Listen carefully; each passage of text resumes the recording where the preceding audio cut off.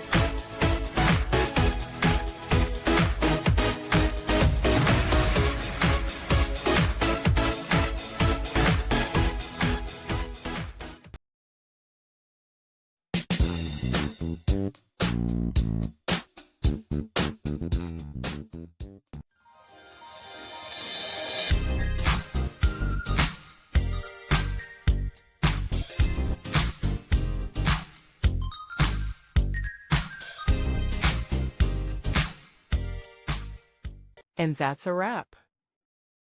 I hope you found the answer you were looking for. If you did, take a second to hit that subscribe button. It really helps out.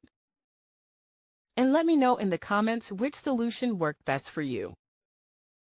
See you next time in the debug zone.